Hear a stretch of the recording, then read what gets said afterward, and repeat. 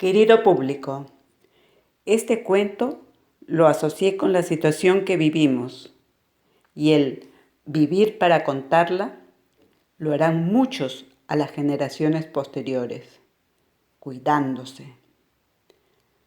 Así se llama el cuento que escucharán, una adaptación de la novela del escritor colombiano Gabriel García Márquez, y dice así.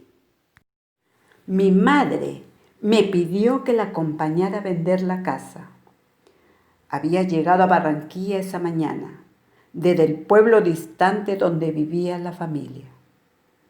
Ni mi madre ni yo, por supuesto, hubiéramos podido imaginar siquiera que aquel cándido paseo de solo 2 días iba a ser tan determinante para mí que la más larga y diligente de las vidas no me alcanzaría para acabar de contarlo.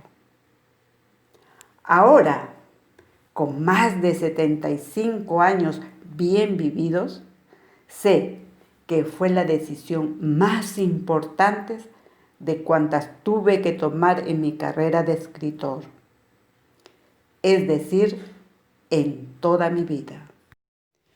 El día que fui con mi madre a vender la casa, recordé todo lo que había impresionado mi infancia, pero no estaba seguro de qué era antes y ni qué era después, y que nada de eso que pensaba era lo que significaba en mi vida. Fue el abuelo quien me hizo tener el primer contacto con la letra escrita a los 5 años. Una tarde en que me llevó a conocer los animales de un circo que estaba en Aracataca, bajo una carpa grande como una iglesia. El que más me llamó la atención fue un rumiante maltrecho y desolado, con una expresión de madre espantosa.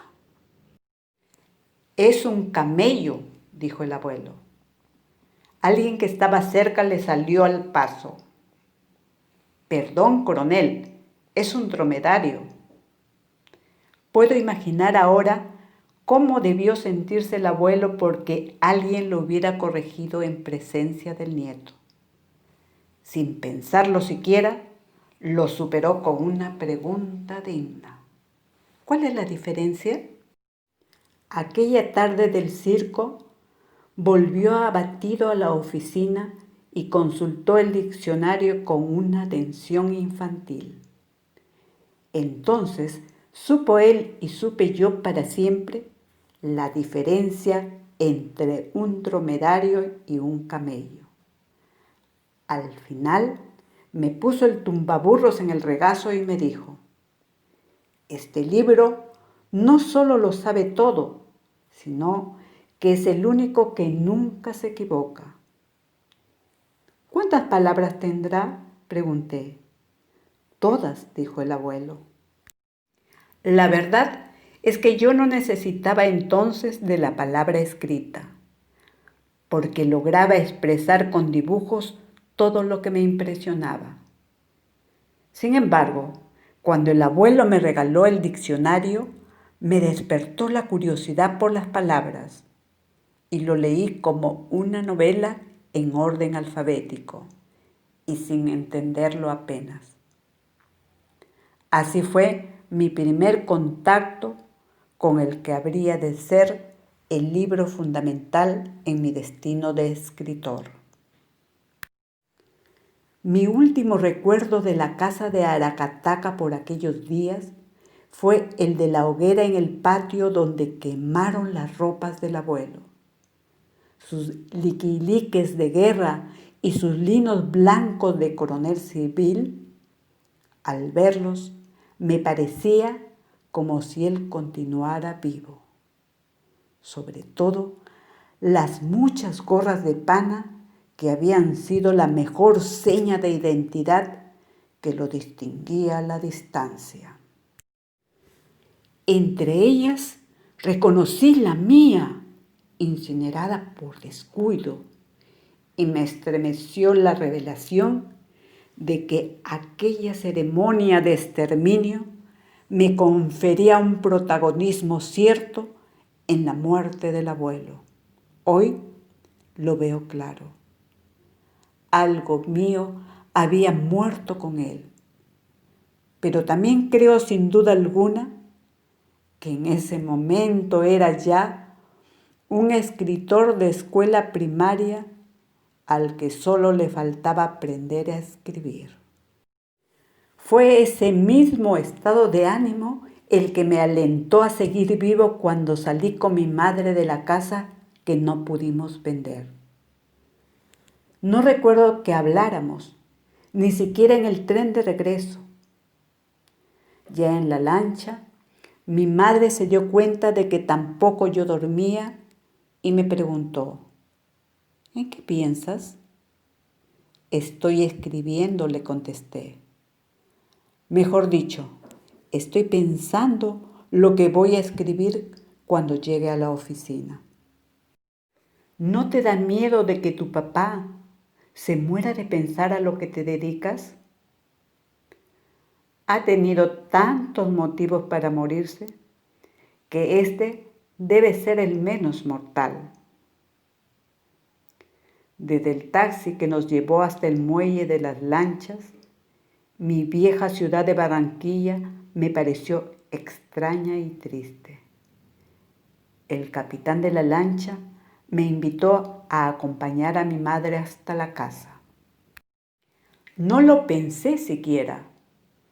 La despedí con un beso y ella me miró a los ojos.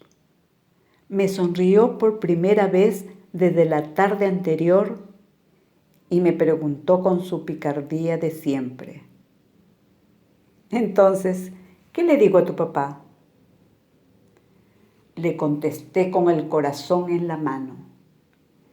Dígale que lo quiero mucho y que lo único que quiero es ser escritor y que lo voy a hacer. Colorín colorado, este cuento se ha terminado. Ahora, chicos, por supuesto que no podía faltar la comprensión de lectura, que ahora ustedes mismos pondrán pausa y dirán la respuesta. Primera pregunta. Lee la letra que tenga la respuesta correcta. El primer contacto de García Márquez con la letra escrita fue por medio de A, su madre, B, su abuelo o C, su padre. Pregunta número 2. ¿Qué significa vivir para contarla? ¿Por qué crees que el autor le puso ese nombre? Pregunta número 3. ¿Cómo fue el primer contacto con el que habría de ser el libro fundamental en el destino del escritor Gabriel García Márquez? Pregunta número 4. ¿Qué verdad descubrió García Márquez al ver su gorra incinerada por descuido junto con la del coronel? Pregunta número 5.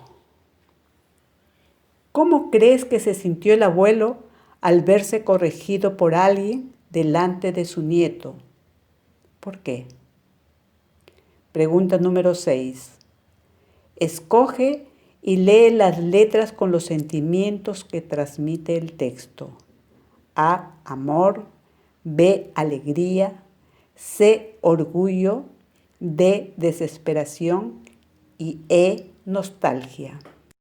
Pregunta número 7.